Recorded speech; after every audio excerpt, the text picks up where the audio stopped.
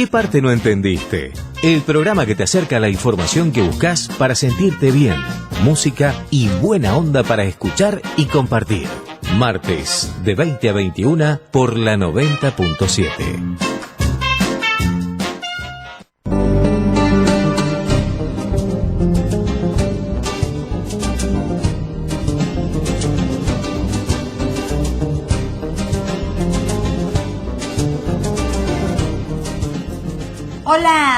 Hola. Buenas noches. Hola Silvia. Vamos a cambiar un poco la onda de entrar en el programa saludando de otra manera, ¿no es cierto? Hoy es fue un día hermoso, de sol, ¿sí?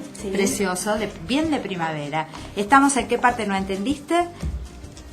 Silvia Kleiban, Amalia Barcán. Las líneas son 4139-5684, 4139-5689 y en el Facebook, ¿Qué parte no entendiste? Con signo de interrogación al final. También en el Twitter, @¿Qué parte no entendiste? Tenemos las noticias de la semana. Comenzó un nuevo sistema en colegios públicos para la inscripción. Esto es sumamente novedoso. Por la alta demanda colapsó la inscripción escolar. Hay demoras para acceder a la web, esta es la gran diferencia, la inscripción es por internet, y a las líneas telefónicas. Hay tiempo hasta el 22 de noviembre para realizar la inscripción. Bueno, vos decís hay demoras y que colapsó la web. El primer día. Pero antes colapsaban las colas, ¿no es cierto? Estamos más o menos parecidos. Bueno. Habrá también facilitadores en las mismas escuelas para ingresar los datos, porque todos tienen que tener un correo electrónico. Bueno, no todos lo tienen, entonces habrá facilitadores también en las mismas escuelas para poder acompañar la inscripción. ¿Dónde inscribir? Esto es importante que lo tengan en cuenta si quieren anotarlo. www.buenosaires.gov, esta vez con B larga, .gov.ar /inscripción escolar. También está la línea 147 dentro de la ciudad o pueden llamar al 0800-999-2727. ¿Quiénes deben hacerlo? ¿Quiénes deben inscribirse por la web? Primero, los que inician escolaridad, los que provengan de otra escuela estatal o una escuela privada y tercero, los que pasen de primaria a secundaria. ¿Sí? Perfecto. Entonces repetimos, 147 dentro de la ciudad, 0800-999-2727 y www.buenosaires.gov.ar. Otra noticia es que según una encuesta, si bien son altas las cifras de personas que quieren quedarse en el país, mencionan la inseguridad como el mayor problema y el segundo nombrado es la inflación. De todos modos, es alta la cifra de que quieren quedarse. Así que bueno, verán, quieren quedarse en el país. Quieren quedarse en el país. Y seguir, claro, quieren quedarse en el país, pero bueno, es preocupante entonces el porcentaje alto de preocupación que hay, tanto por la inseguridad como por la inflación. Es decir, son los dos temas que más preocupan a la población. Y otro tema que nos preocupa a nosotros, a pesar del día de sol, ¿no, Amalia? Que vos decías, es un radiante día de sol.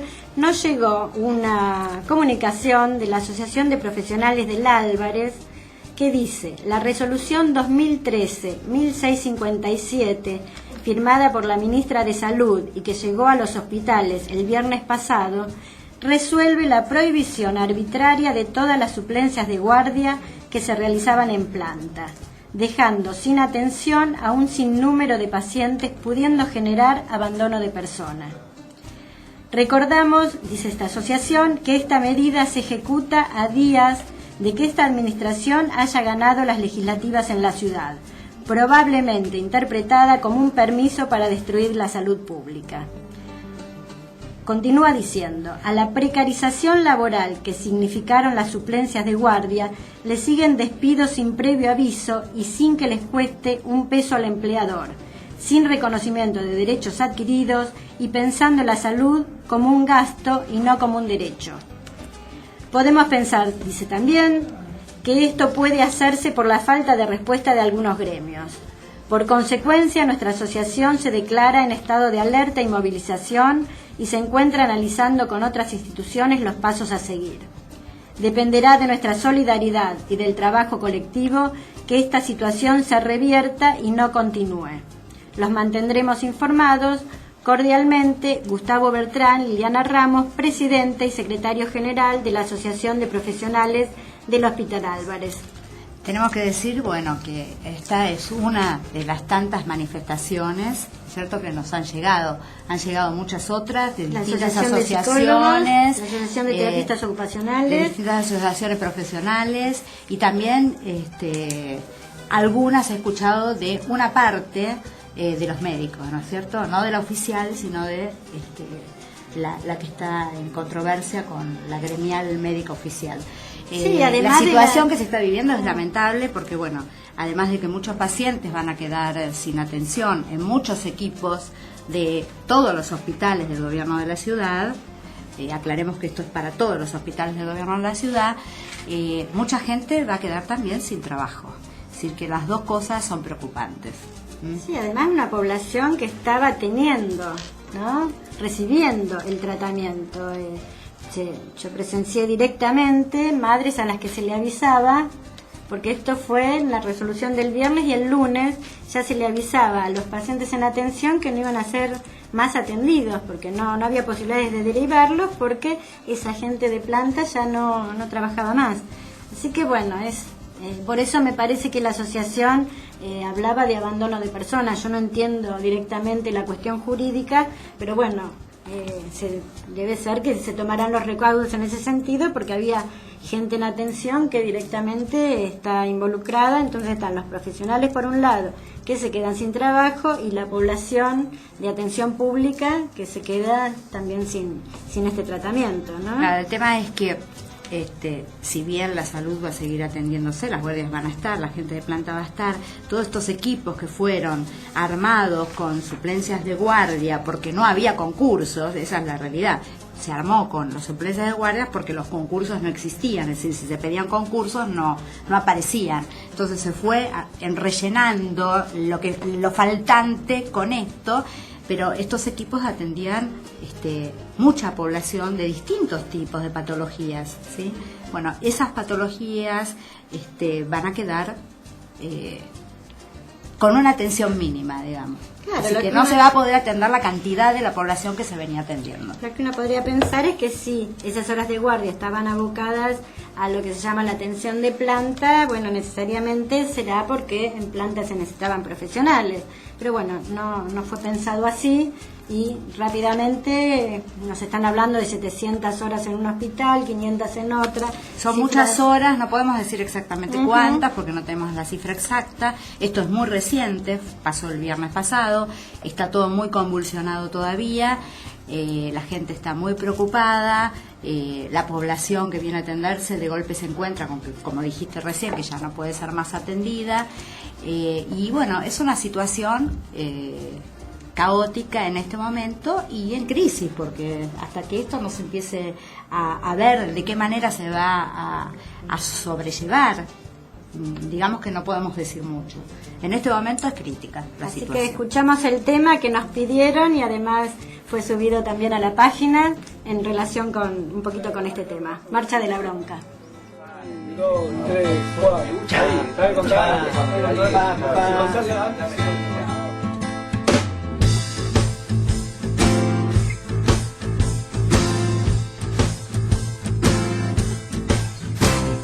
Bronca cuando ríen satisfechos al haber comprado sus derechos. Bronca cuando se hacen moralistas y entran a correr a los artistas. Bronca cuando a plena luz del día sacan a pasear su hipocresía. Bronca de la brava de la mía, bronca que se puede recitar. Para los que toman lo que es nuestro o con el guante de disimular. Para el que maneja los violines de la marioneta universal. Para el que ha marcado las barajas y recibe siempre la mejor.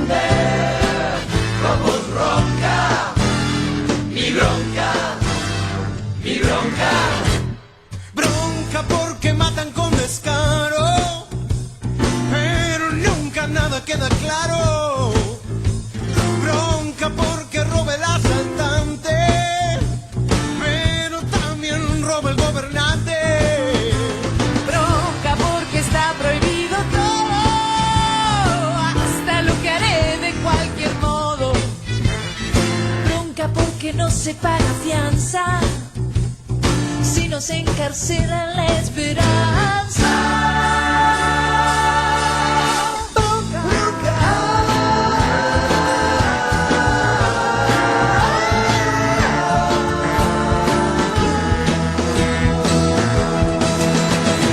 Los que mandan tienen este mundo repodrido y dividido en dos.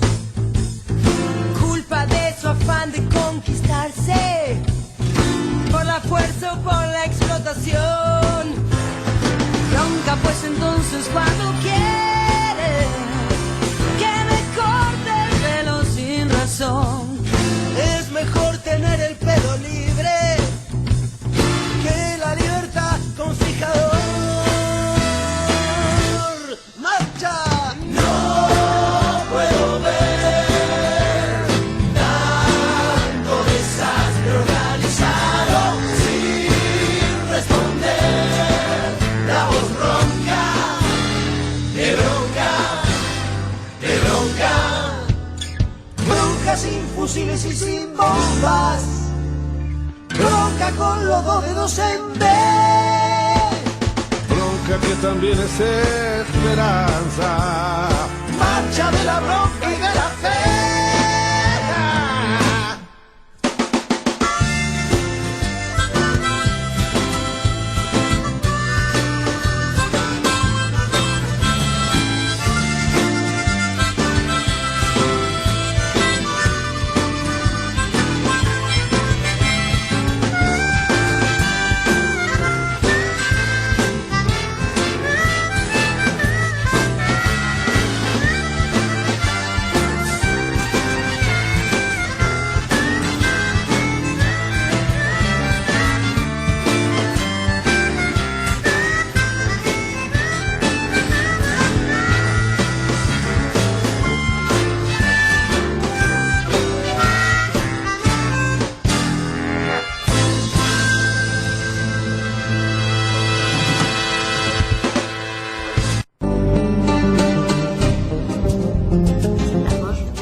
Sí, escuchaste bien, no es la versión de Pedro y Pablo, es una versión más nueva del 2004. Escuchaste la voz de Lerner, Fabiana Cantilo estaba por ahí, Baglietto, una muy linda versión que encontramos en YouTube. Estamos con la invitada de hoy. Hola. Buenas noches. Estamos- Buenas noches. Hola, ¿cómo estás? ¿Cómo están? Estoy particularmente contenta, es una amiga muy querida, Celeste Viñal, es psicoanalista, está en la Escuela de Orientación Lacaniana, EOL, y en la MP, miembro de la MP, Asociación Mundial de Psicoanálisis. ¿Es así? Sí, así es, perfecto. Bueno. Muchas gracias por el recibimiento igualmente, gracias por estar acá. Queda claro que sos psicoanalista. Queda claro que por lo menos me he formado bastante en psicoanálisis. Si uno es psicoanalista es como ser artista, ¿viste? No se sabe. El otro te lo tiene que decir un poco. Uno no puede decir soy artista, queda como un poco feo. Celeste, antes de entrar de lleno en los temas que queremos conversar con vos, estuviste muchos años en un hospital público. Así Nosotros es. abrimos el programa de hoy con esta nota de la asociación.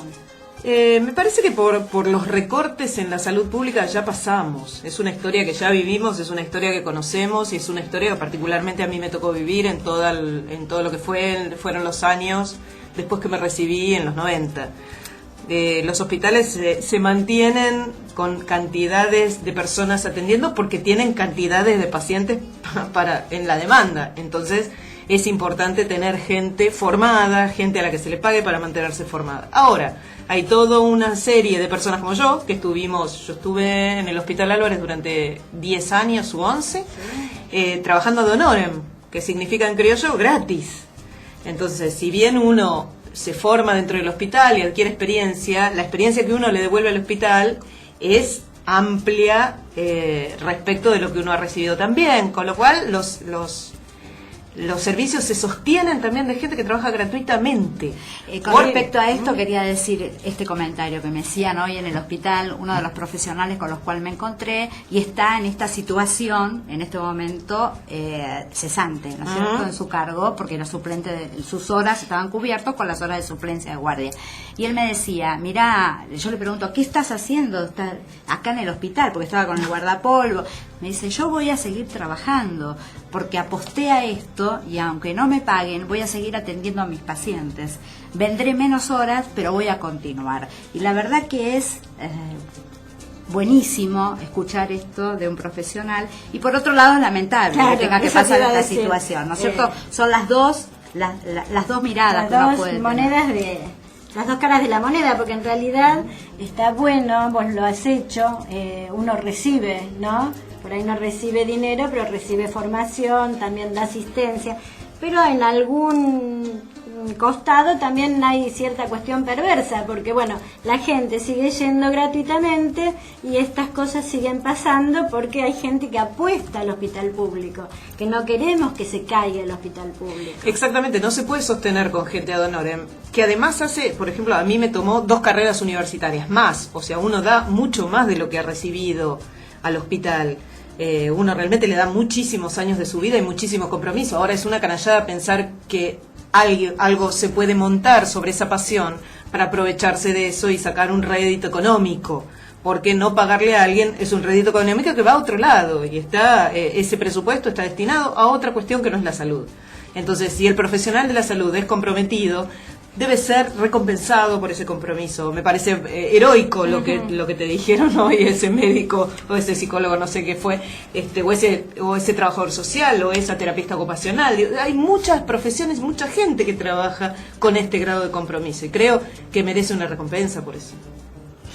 Bien, La verdad que es interesante tu pensamiento, y aporta algo diferente a esta cuestión, que si no quedaría solamente la cesantía del personal profesional. Sin embargo, muchos están demostrando que pese a esta medida tan arbitraria, van a continuar dando su apoyo a la salud pública y a la gente que necesita de la salud pública. Que esperemos se solucione, que esperemos a fuerza de formación se logre entre todos llegar a una solución estos común. puestos que se necesitan sean cubiertos. Celeste, ¿qué es el psicoanálisis? Te presentaste como Upa. psicoanalista. ¿Qué es el psicoanálisis? ¿Qué diferencia hay con otras prácticas? A ver, Es una pregunta muy general. es una pregunta pero muy bueno. general, voy a tratar de contestar sencillamente para que nos podamos entender en poco tiempo también, porque si no tendría que venir varios programas a responder qué es el psicoanálisis y seguiría sin responderlo. Pero digamos, básicamente el psicoanálisis es una herramienta que trabaja con las personas que tienen algún padecimiento subjetivo, con personas en crisis subjetivas, en padecimientos crónicos, y que trata a través de la palabra, nuestra herramienta es la palabra, trata a través de la palabra de dar respuesta, de dar alivio, de que la persona que está padeciendo deje de padecer lo antes posible. Cuando hablas de padecimiento subjetivo es yo me siento mal, no entiendo qué me pasa, estoy angustiada, me peleé con mi vieja. ¿A qué te referís con...? Hay muchas maneras de llegar a un psicoanalista. En realidad la gente va al psicólogo, o sea, en general Esa dice era la voy al pregunta. psicólogo. ¿El psicólogo es siempre psicoanalista? No siempre psicoanalista porque puede elegir no serlo. En general nuestras carreras de base nuestra carrera de base suele ser la psicología, luego como segunda carrera digamos más frecuente está la medicina, en general la gente proviene de la psiquiatría, si es psicoanalista, pero a los psicoanalistas no estamos no somos muy vigilantes de la disciplina académica universitaria, con lo cual muchos de nosotros tienen otras carreras, son sociólogos, son psicopedagogos, provienen de otras áreas del pensamiento. Lo que pasa es que eso no te permite trabajar donde necesitas una matrícula, pero la formación del psicoanalista, volviendo a tu pregunta, trasciende tanto de la universidad, trasciende tanto a la formación universitaria de psicología, que es necesario estudiar muchos más años que la carrera para ser psicoanalista, con lo cual ya es indistinto qué plan académico hayas tenido, porque la formación la tenés que volver a hacer, porque aprendés otras cosas, aprendés a hacer otras cosas, aprendés una doctrina completamente distinta, quizás a la que, si tu plan no tuvo mucho psicoanálisis, como fue mi caso, por ejemplo, recibiste universitariamente. Pero no todo psicólogo, todos los que se reciben de la Facultad de Psicología, de las universidades de la UBA o de las universidades nacionales, se reciben de psicólogo y por lo tanto tienen una matrícula frente al Ministerio de Salud.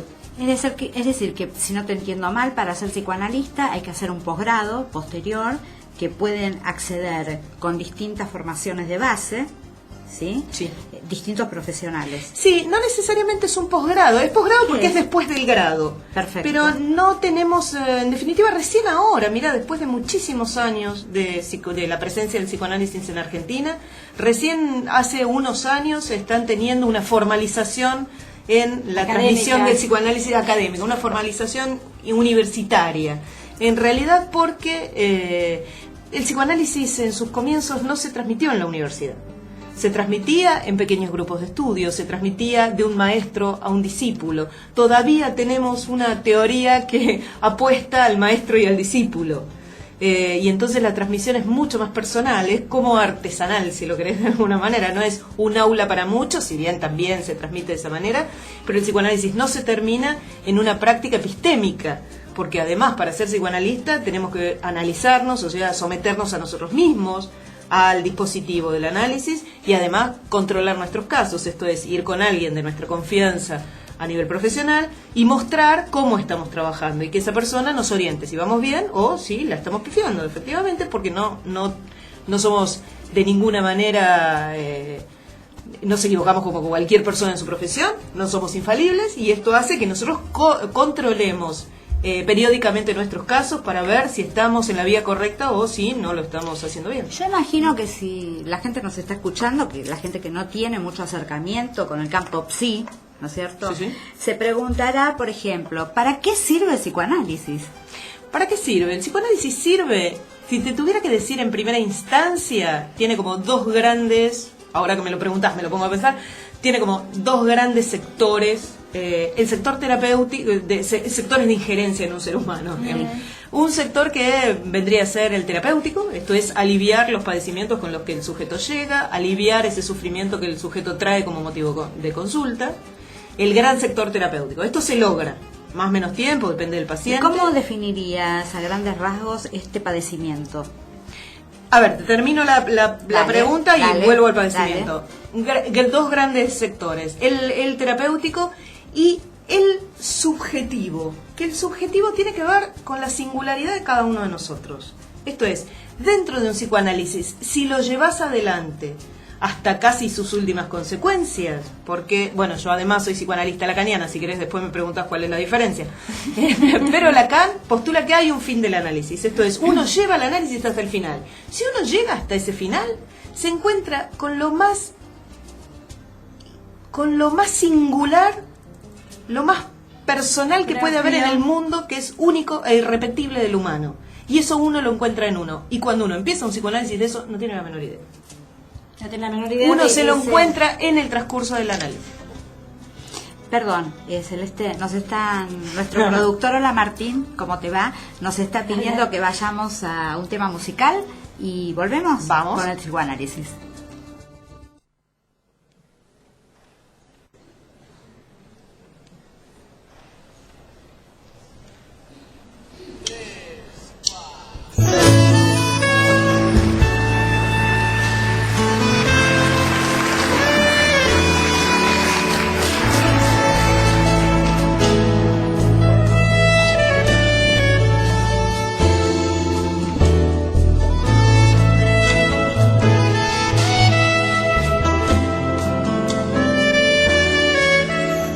Quien ve la luz al final de su túnel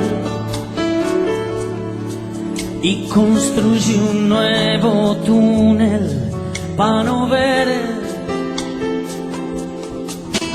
y se queda entre el oscuro y se consume, lamentando lo que nunca llegó a ser.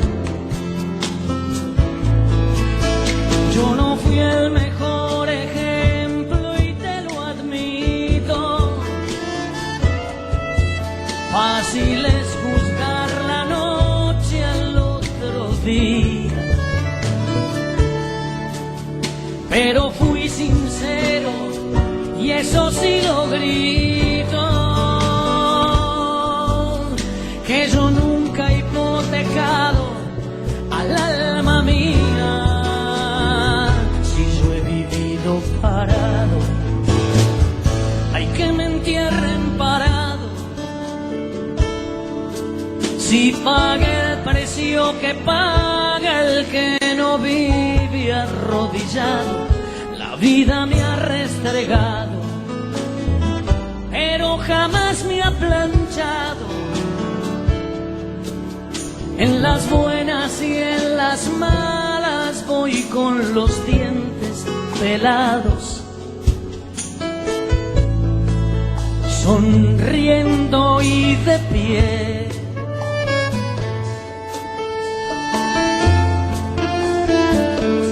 Siempre parado.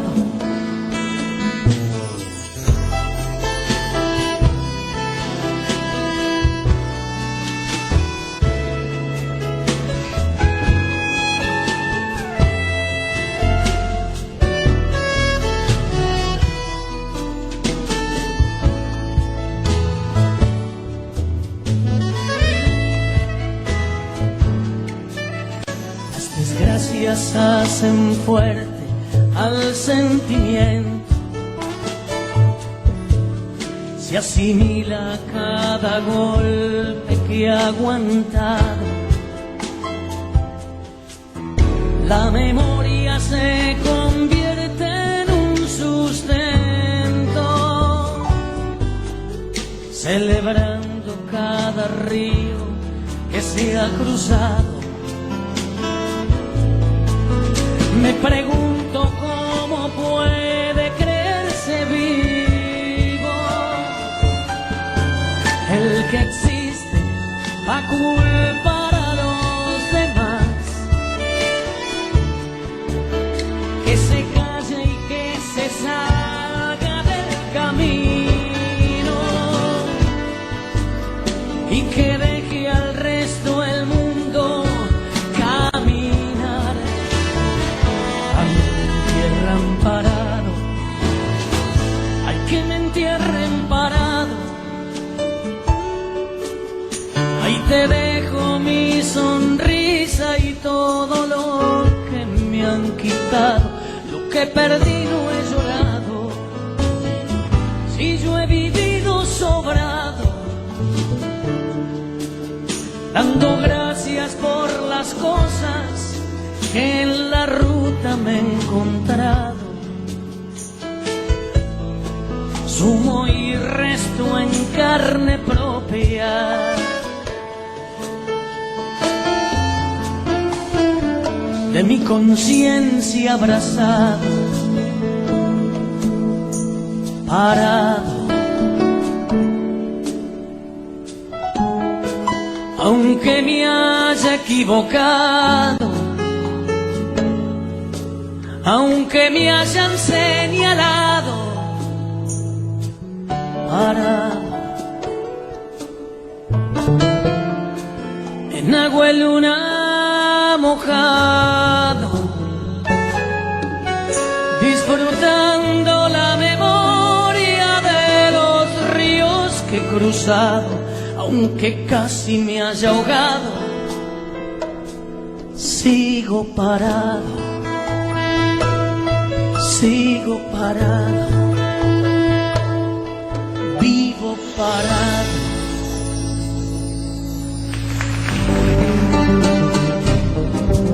Bueno, escuchamos recién Parado por Juan Carlos Baglietto y seguimos con nuestra invitada Celeste Viñal, pero tenemos que ir a la tanda comercial.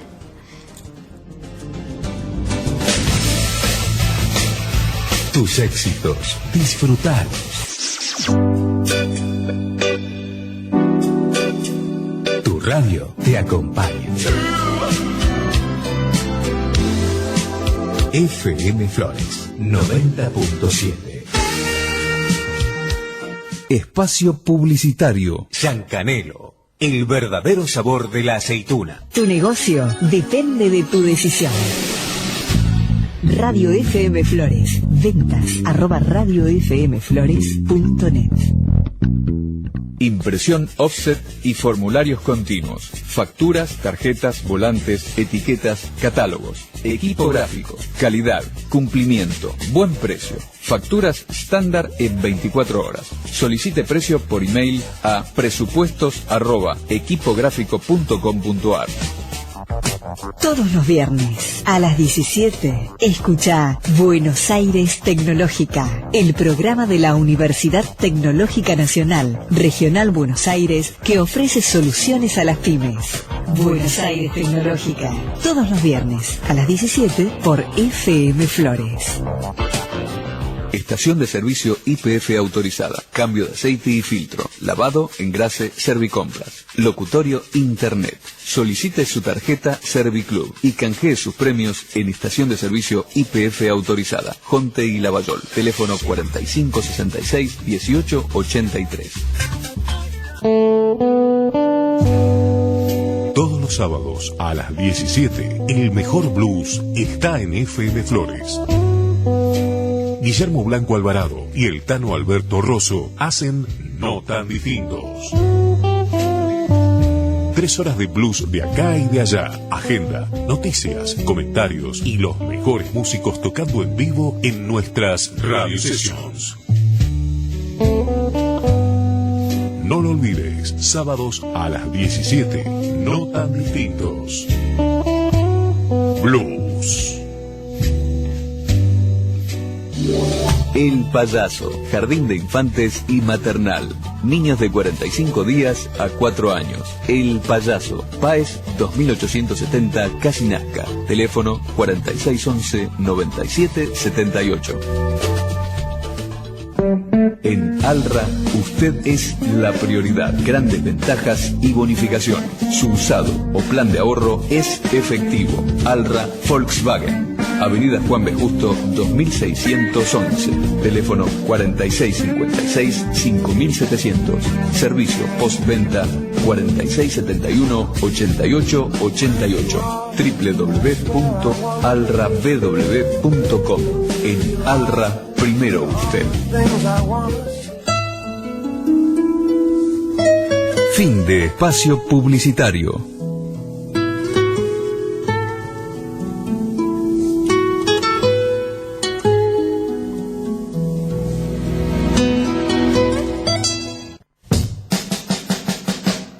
¿Qué parte no entendiste? El programa que te acerca a la información que buscas para sentirte bien, música y buena onda para escuchar y compartir. Martes, de 20 a 21 por la 90.7. Bueno, seguimos con el programa de hoy. Si te estás enganchando recién, te contamos que estamos con Celeste Viñal, psicoanalista, miembro de la Escuela de Orientación Lacaniana, miembro de la AMP, Asociación Mundial de Psicoanálisis. Y hemos recibido un llamado. Sí, justamente yo te había preguntado en el bloque anterior, y llamó uno de los oyentes que se llama Martín. Martín casualmente como nuestro operador, y parece que Martín está es cuestionador también como nuestro operador, porque cuestiona todo el tiempo. Me hace seña. Martín pregunta, Celeste, para vos es esta pregunta, y dice, ¿por qué él debería consultar alguna vez a un psicoanalista? ¿Cuáles serían los motivos? En realidad si se siente bien. Claro, en realidad si se siente bien, ¿por qué tendría que consultar a un psicólogo? Porque él dice que él escucha, si comentaba esto, ¿no? Que él escucha a mucha gente decir voy al psicólogo, voy acá, voy allá. Dice, ¿y por qué debería consultar? ¿Por qué si se hace esa pregunta, probablemente no necesite consultar, Martín. Martín, no consultes si no tenés un problema, porque no sirve de nada ir al psicólogo. A ver, ni al psicólogo ni al psicoanalista se va a hacer un turismo intelectual. No se va a hacer un endoturismo. Se va con una problemática, con un dolor, con un sufrimiento subjetivo, o sea, cuando algo nos ocurre a nivel de las emociones, a nivel de los sentimientos, a nivel de que sentimos que nuestra vida, si no obtenemos una respuesta posible a ese dolor, no puede continuar. La gente llega al analista sufriendo de angustia, de lo que ahora se llama ataques de pánico, que nosotros consideramos que son las viejas y queridas crisis de angustia, de miedos, de depresiones, o sea, no se puede levantar de la cama, no puede trabajar, no tiene ganas de hacer nada, no tiene interés, padece una adicción, no puede cortar con algo, llámese sustancia, droga, llámese una pareja, llámese un trabajo que no le conviene. Hay muchos modos de volverse adicto a las cosas. Entonces, bueno, puede ser una adicción, puede ser simplemente un momento vital muy complicado, que uno no sabe, no se orienta muy bien cómo salir, y eso le está trayendo un sufrimiento. Digo, hay millones de motivos de consulta, tantos la millones como muerte de algún pacientes. familiar, ¿no es cierto? Los duelos. Un ciclo, pasar por algún ciclo vital, el casamiento de unos hijos. Tenemos una llamada, nos dicen al aire. Así que, hola, buenas noches. ¿Qué tal? ¿Quién habla? Sí, mi nombre es Carlos. Hola Carlos, ¿qué tal? Mucho gusto, ¿cómo te va? ¿Por qué nos está llamando? Estoy escuchando a la psicóloga. Sí. Y quería saber, o sea, ¿qué opina, qué puede decir ella de lo que se llama la epidemia del autismo que hay ahora? Porque uno lee en los diarios eso, quería saber su opinión. ¿Escuchaste, Celeste, la pregunta sobre la podés repetir otra vez, Carlos, por favor? Lo que llaman la epidemia del autismo. La epidemia del autismo. Bien. Epidemia sería, a ver, Carlos, porque a todos se le dice autismo en este momento. Que se supone que hay muchos más casos que antes. Ajá. ¿Ves? Entonces quería saber si eso le parece real o le parece que es una cuestión que tiene que ver con la estadística, porque es preocupante. Bueno, gracias, Carlos. Vamos a... Ahí Celeste te va a dar la respuesta. Sí, okay. Carlos, quédate escuchando, por favor. Bárbaro. Gracias por llamar, Ay, Carlos, si preguntás esto es porque debes saber más que yo del tema. A ver, no me dedico a niños. No tengo una especialización en niños, pero sí lo que podemos decir es que hay una especie de psicopatologización de la infancia. La medicalización generalizada a partir de los manuales diagnósticos, del DSM-5, de esto que se repite, pero por ahí se critica. Bueno, ahora está siendo bastante criticado, inclusive dentro de los Estados Unidos mismo y también en Europa, porque ha llevado a una psicopatologización de la infancia, esto es, considerar cuestiones normales de los niños patológicas. Los mieditos, me decían el otro día que se medicaban los miedos, ¿no? Se medican los con miedos. Con una medicación muy se medican conocida. Las curiosidades. Se medican los aburrimientos.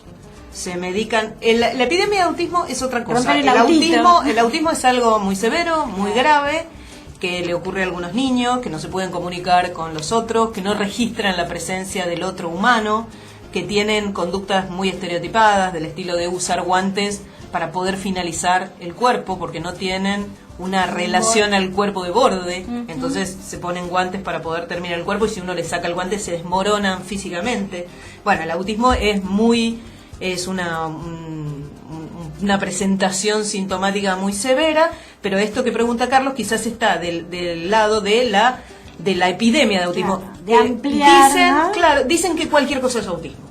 Esto sí, yo lo recibo en los consultorios con las madres angustiadas porque han diagnosticado en el colegio a su hijo como un TGD, que esta es una nomenclatura muy del DSM, que es trastorno generalizado del desarrollo, que es una forma de decir que es un psicótico. Es una forma de decir que es un autista. Entonces las mamás, más o menos, que buscaron TGD en Google, se desesperan que su hijo está severamente enfermo, cuando en realidad se tiran diagnósticos. Esta epidemia está porque el diagnóstico está en manos de maestras, otras madres, los diarios, internet.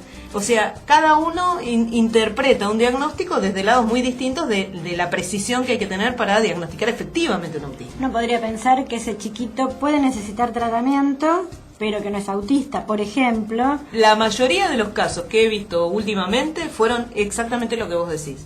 Son chicos que tienen algún tipo de conducta exacerbada, quizás porque están teniendo un problema en la casa, porque los papás se están peleando mucho, porque se lleva mal con los compañeros de colegio, algo que podría ser que en unas sesiones eso ya se regule de algún modo y el niño vuelva a su vida normal, es diagnosticado y estigmatizado como autismo, porque quizás el chico es callado, o es inhibido, o es tímido, o es antipático. Podríamos decir como este síndrome atencional. Bueno, esos son los ADD. Claro. Podríamos decir que esto ha pasado ya otras veces con otras patologías, ¿no es cierto? También, que ha pasado distintas etapas, esto de maximizar alguna patología y que se haga como una epidemia. Lo que pasa es que estos son políticas de salud. Son concepciones de la biopolítica, digamos, de la forma de control de los cuerpos, diría Foucault. Claro, pues yo decía, el déficit atencional vino seguido de una medicación, ¿no? La Ritalina que tanto se ha dado, y ahora no solamente tenemos eso, sino además tenemos esto, respondiendo a la pregunta de Carlos, la medicación anticipada, por ejemplo, que son cócteles con varias cosas, un antipsicótico, un antidepresivo, un ansiolítico, que se le dan a los niños como medicación preventiva por si... Quiere ser un niño. Claro, no vaya a ser que sea un chico. Por si en algún momento podría pasarle algo, entonces el chico está dentro de una media que establece el discurso amo de la cultura, de esa cultura en particular. Ese chico se mantiene en una media donde nadie sobresale ni nadie baja de esa media. Pero esa media es completamente arbitraria, es un hecho narrativo, no es un hecho concreto que un niño deba comportarse de tal o cual manera. Hay que ver niño por niño.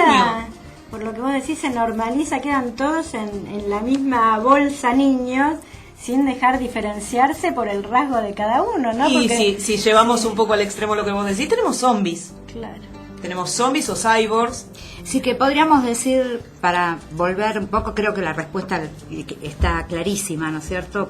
Salvo que quiera volver a preguntar Carlos, le invitamos a levantar nuevamente el teléfono y repreguntar si le quedó alguna duda.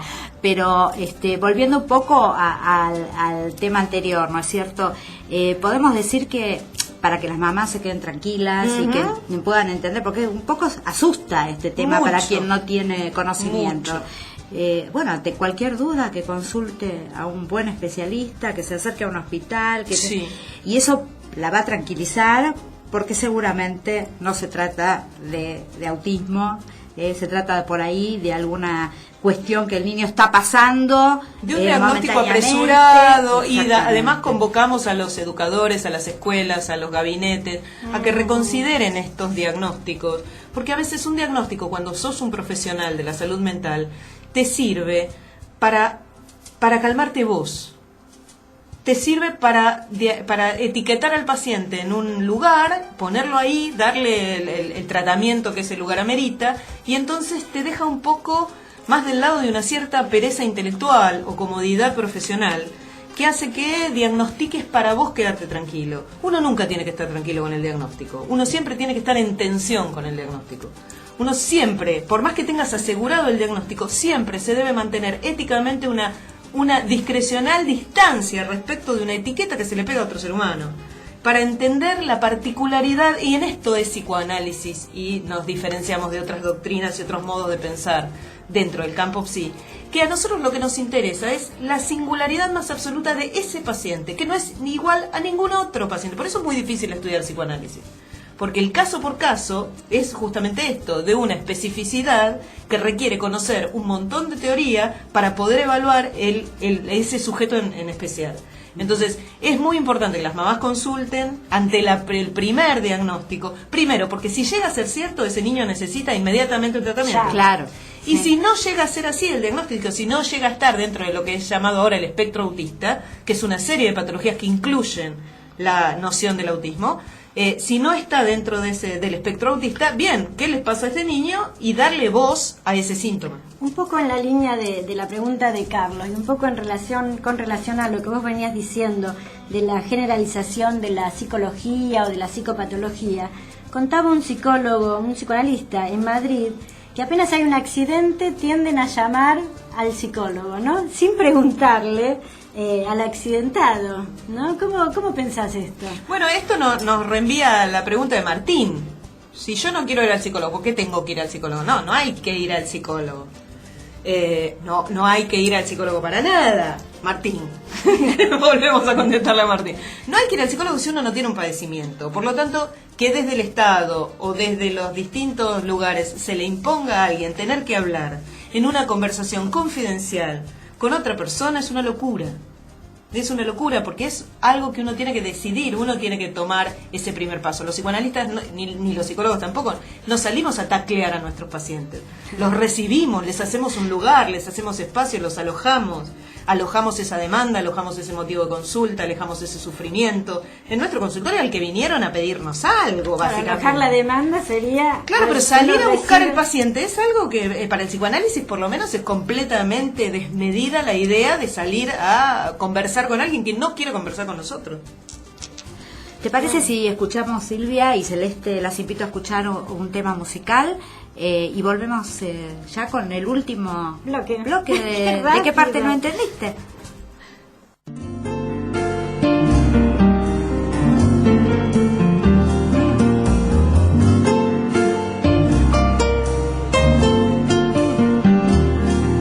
Me asomo a este precipicio para medir la distancia, para saber que persigo, para ver lo que me falta, para notar el vacío, para llenarme de nada, para ver al enemigo, para mirar su mirada.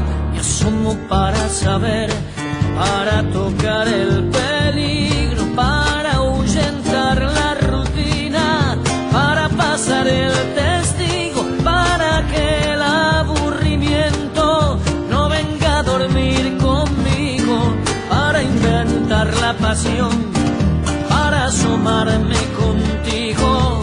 Me asomo cada mañana para tener tu latido, para sentir que estoy vivo, para perder el sentido y descifrar el misterio de ti, de mí cada día. Si me da miedo asomarme, me asomo más todavía.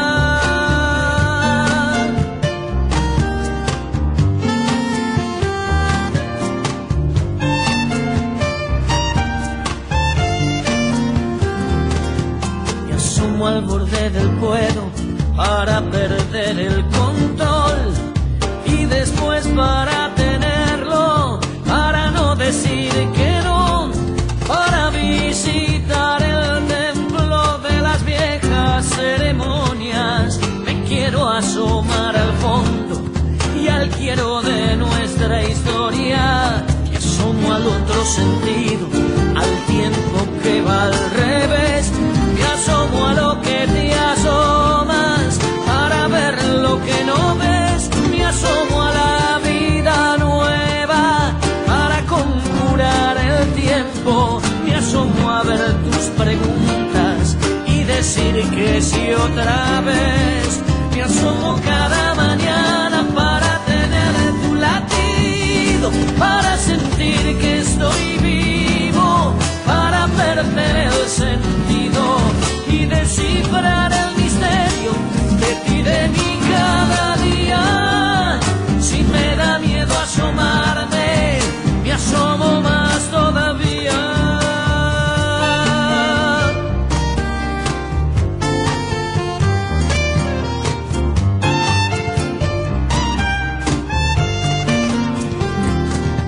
Me asomo a tu luz prendida en el filo de los años. Me asomo a los desengaños y no tomo precauciones. Me asomo al aire que soplas y a todas las excepciones. Me asomo al beso que besas y a todas tus tentaciones. Me asomo cada mañana para tener tu latido, para sentir que estoy vivo, para perder el sentido y descifrar el misterio de ti, de mí cada día. Si me da miedo asomarme, me asomo más todavía. Me asomo cada mañana para tener tu latido, para sentir que estoy vivo,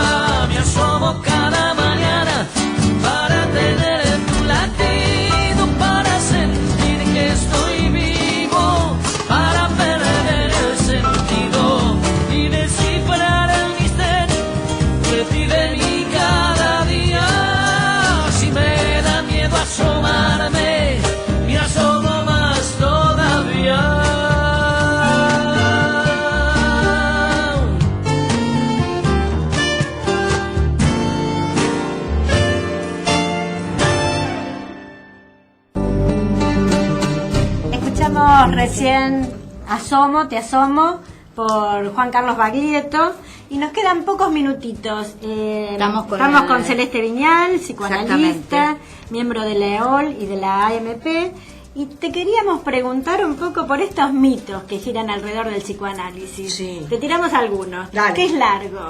¿Qué es caro? Que si uno va a psicoanalizar se va a terminar divorciándose, o peleándose con toda la familia, o sin trabajo, renunciando, que no hay nunca un alta. A ver, ¿qué es largo? Depende de cada uno. Sigmund Freud decía que no le preguntaran cuánto duraba un psicoanálisis porque no sabía el tamaño del paso del caminante, que no le preguntaran cuánto tiempo llevaba el viaje. Acá Martín nos dice, el operador, los psicoanalistas, dice que porro. Sí, uno de los mitos. Es que fuma porro. Bueno, más que un mito debe ser una realidad. Hay mucha gente que lo hace, supongo que algún psicoanalista lo hará. No conozco casos en particular, pero que debe haber como de todo. Psicoanalistas pelirrojos o que gustan de tomarse el 107. Perfecto, muy bien. Pero, ¿y estos otros mitos? La gente se separa, la gente deja el laburo. A ver, sí es verdad que es una experiencia que alguna modificación en tu vida va a traer y que eso no se puede saber desde el inicio. No se puede decir me voy a separar porque efectivamente quizás vas a consultar por un problema de pareja y terminás sabiendo que tenés un problema con la maternidad o con el trabajo o con la pasión en la vida o con tu propio cuerpo. Entonces realmente no se puede anticipar desde el inicio qué tipo de cambio va a haber, pero sí se espera que el psicoanálisis conlleve un cambio. Si no tuviera un cambio, ¿para qué uno va y paga la sesión? Que siempre es menor el arancel de lo que la gente cree. Efectivamente hay psicoanalistas muy caros. Los psicoanalistas en algún momento de la Argentina, en la década de los 70, cuando el psicoanálisis estaba muy ligado a la Asociación Psicoanalítica Argentina, por ejemplo, sí, verdaderamente hacer un análisis era algo, era oneroso, era realmente ir a un psicoanalista, y sobre todo porque iban 5 veces por semana, ese era el contrato que se hacía tradicionalmente, se iba 5 veces por semana, resultaba por supuesto siendo caro. Pero en la actualidad realmente no es un arancel privativo para nadie, hay muchísimos profesionales ligados al psicoanálisis como práctica, con lo cual también tenés distintos tipos de recorrido de cada uno de los profesionales y de distinta gente que se autoriza a cobrar una u otra cosa, básicamente. No es necesario, pero inclusive dentro de mi orientación, que es la orientación lacaniana, los capos de todos los capos, nunca sale lo que sale, por ejemplo, un médico. Cuando uno lo va a consultar en forma individual, no sale lo que sale otras cosas que son muchísimo más caras que un psicoanálisis. Realmente no es privativo, y menos en este país que está tan difundido. Perdón. Estamos peleando por preguntar, se nos acaba el tiempo y queremos preguntar todo. Por ahí tiene otra frecuencia, pero también se me ocurría que los psicoanalistas han salido de los consultorios, ¿no? Y no están solo en los consultorios. No, por supuesto que no. Hay psicoanalistas en las cárceles, psicoanalistas en las escuelas, psicoanalistas en las instituciones de todo tipo. Entonces también el psicoanálisis ha salido a la ciudad, tiene una presencia cotidiana en la ciudad. Esto da la idea de que todo el mundo tiene que ir al psicoanalista, cosa que no es así. Lo que pasa es que mucha gente cuenta con esa herramienta justamente porque en este momento no es algo privativo, justamente porque cualquier persona puede acceder a un psicoanalista. Lo que les voy a pedir por favor a los oyentes es, si van a ir a un psicoanalista en forma privada, asesórense con quién, pregunten que sea alguien conocido. Hay mucha gente formándose muy bien y hay otra gente que no se forma también, o ni directamente no se forma, que es lo más complicado. El psicoanálisis es una tarea muy solitaria. Entonces las escuelas, las instituciones, los hospitales nuclean a la gente que verdaderamente tiene una pasión por esto y tiene un compromiso con la formación permanente del analista. Y es un compromiso ineludible para un psicoanalista estar en permanente formación, tener un propio análisis personal y llevarlo, en la medida de lo posible, llevarlo hacia el final. Porque cuando decías que no tiene final el psicoanálisis, por lo menos para los lacanianos, sí tiene un final. Y a eso es a lo que apuntamos los que nos analizamos, a llevar hasta las últimas consecuencias eso que es el encuentro con lo más singular de uno mismo. Eso que en otras prácticas que son también interesantes, como puede ser desde la literatura hasta el budismo zen, quizás lo encuentres de otras maneras, pero en el objetivo es encontrarse con eso, que en algún momento fue un padecimiento, nosotros lo llamamos síntoma, Lacan lo llamó síntoma, es aquello que en algún momento tuvo un valor patológico para el sujeto, tuvo un valor de padecimiento y que lo pudo dar vuelta en el análisis y ponerlo a su favor. O sea, uno está construido de alguna manera en especial. Esa manera puede ser sufrida o utilizada para el alivio y para la vida misma, que no es en la perspectiva de una felicidad utópica. Es el encontrarse con el saber hacer con la vida, el saber hacer ahí, o sea, cada vez con esa contingencia a la que todos estamos sometidos, porque el psicoanálisis no es una vacuna, no te va a impedir que te pasen las cosas malas de la vida, pero lo que te va a permitir es tener más herramientas para echar a mano y que no se te vuelvan tus propias cosas en contra a la hora de tener que enfrentarte encima con algo desagradable de la vida misma. Estaba pensando, estamos cerrando el programa, interesantísimas tus palabras en relación a eso, ¿no? A un saber hacer con ese padecimiento. Y se me ocurría preguntarte para otro día, no es lo mismo dolor que sufrimiento, ¿no? Escuchándote. No es lo mismo dolor que sufrimiento, no es lo mismo no es lo mismo síntoma en el sentido en que Lacan lo piensa en la última enseñanza, que es ya vaciado de ese padecimiento, que es casi decir la forma en la que uno está, porque esa también es una diferencia, y volvemos al principio y con esto cerramos, de la diferencia del psicoanálisis con la psicología, que el psicoanálisis piensa que no nos normalizamos con un tratamiento, no podemos normalizarnos, porque normalizarnos o normativizarnos siempre es a costa de hacerle caso a un discurso hegemónico, el discurso de la generación, de la época, del mundo, de lo contemporáneo, de la cultura, de nuestra institución, de nuestra casa, de nuestra familia o de lo que sea. Pero normalizarse es siempre lo que dice el otro. Nosotros lo que buscamos es que ese síntoma que en algún momento nos hizo sufrir sea de la misma materialidad que el que después nos va a ser posibilitante. Entonces, a lo largo de un análisis el padecimiento se tiene que terminar. Lo que no quiere decir que se termine lo humano. Claro. Y lo humano conlleva los problemas, el encontrarse con los problemas de la vida. De eso no te salva ni psicoanálisis ni nada, básicamente. Pero no es la idea de un nirvana, de un momento de felicidad inapelable. No, es vérselas cada vez con lo que nos pasa como seres humanos. Celeste, creo que ha sido súper clara, pero como esto es inherente al psicoanálisis, ha habido muchas respuestas y quedan más preguntas todavía. Te agradecemos muchísimo que hayan venido. Gracias a ustedes. Gracias por venir, muy clara. Esperamos que todos los oyentes hayan entendido lo que quisiste decir. Creo que sí, porque fuiste clarísima. Y te agradecemos. No, tu la agradecida soy yo. Gracias, gracias, Marta. Están abiertas las líneas para que puedan preguntar. Quedan unos segunditos nada más. Así que bueno, no sé si nos despedimos con música, nos despedimos con una pregunta. ¿Tenés alguna otra pregunta? No, sí. ¿No? Bueno, nos despedimos. Bueno, y esperamos tenerte otra vez pronto por acá. ¿En qué parte no entendiste? La verdad que muy agradable. No, muchas gracias a ustedes. Y saludos a los oyentes. Y tenés una voz muy buena. Hay que decir. Nos despedimos con Azules, entonces. Mundo Redondo. Chao, Martín. Chao. Hasta el martes. De tanto bailar.